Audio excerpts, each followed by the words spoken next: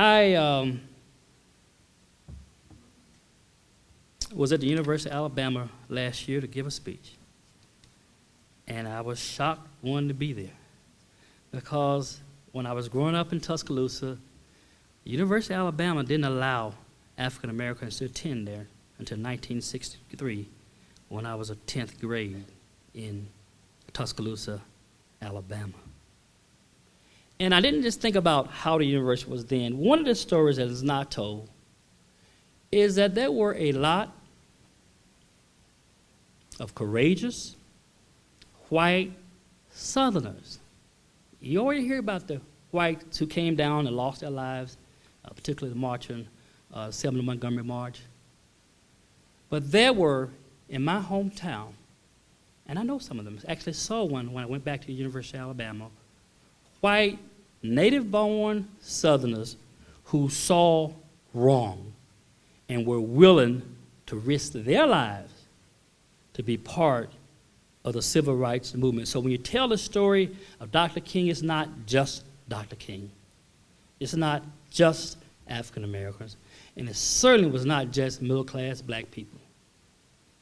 There were a whole lot of people who did not take part in the civil rights movement. And if you talk to people about the March on Washington, and officially they say 250,000 were there. If you believe all the people who say that they were there, they would tell you we have about 2 million people who were at the March on Washington. And that certainly was not the case. We're here to commemorate Dr. King, but it's more important than just looking back. Our challenge is to build upon his work and to address the issues of our day, just as he addressed the issues of violence, racism, war, poverty, and building a community through his work. Let me put that another way. We do not honor Dr. King simply by reflecting on his life. We honor him by acting to eradicate some of the problems that plague our community. See, Dr. King didn't have to be Dr. King. Dr. King came from a very affluent black middle-class family in Atlanta. His father was a preacher at Ebenezer Baptist Church. His father's father had pastored that same church and was founder of the Atlanta chapter of the NAACP. Dr. King wasn't just an activist. This is a man who had a PhD in systemic theology. So he took seriously Proverbs 31, 8 through 9, which says, "Speak up for those who cannot speak for themselves, for the rights of all who are destitute. Speak up and judge fairly. Defend the rights of the poor and the needy." To me, the most remarkable thing about Dr. King is that he chose to give voice to the voiceless. He died in Memphis, Tennessee, while trying to improve the lives of garbage workers. What a tribute. A man who did not have to do this, had a very comfortable environment, gave his life by trying to help the least among us. Oh, what a real tribute. One thing Dr. King fought for was freedom of speech and freedom of expression.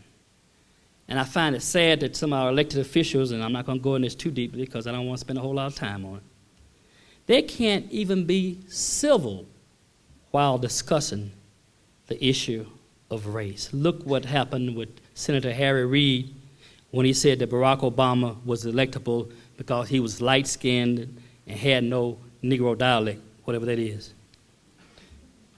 He later apologized for the remark. The president has accepted his apology. Yet we have people on both sides still trying to make political hay out of this. A man who, by the way, who has a perfect A score on the NAACP report card.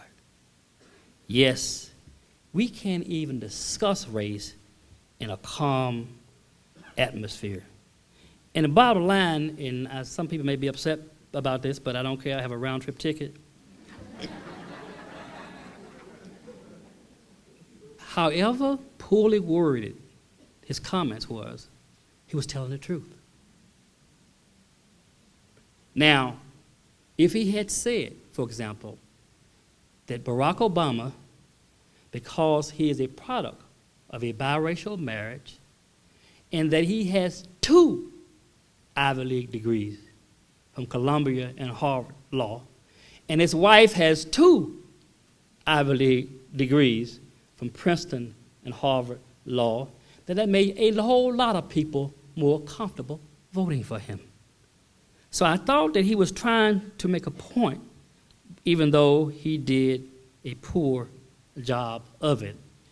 And I think that there's nothing in Dr. King's record would indicate that he would oppose open discussion of race and anything else, as long as people were being respectful of each other. Now, this is a serious issue because we got to go beyond these little superficial conversations about race, these little fake controversy, the sound bites of 7.2 seconds, and understand that we as a country will thrive only if we once and for all settle this whole issue of racism.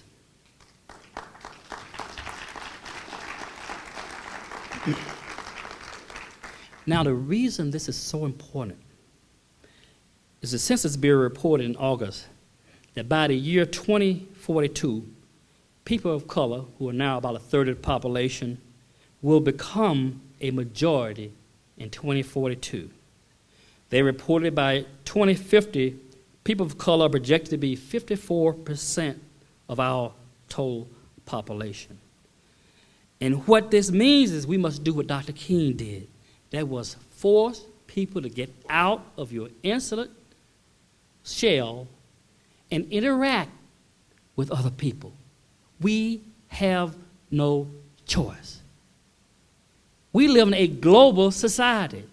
The president of Coca-Cola is not a U.S.-born citizen. The president of Pepsi-Cola, the same thing. What that means is we're going to have competition around the world, and that means that we had better prepare our students to compete around the world because essentially the borders have been eliminated. Let me tell you another reason this is so important. By the year 2020, according to one study, there will be 14 million jobs in need of college-educated students that will go unfilled. So that means the very future of our country depends on how we deal with people at the margins. If we want to talk about disparities in health care, if you want to get the cost of health care down, you got to deal with the racial and ethnic disparities. When people are dying needlessly, preventable causes, if we are serious about that and we can stop playing politics.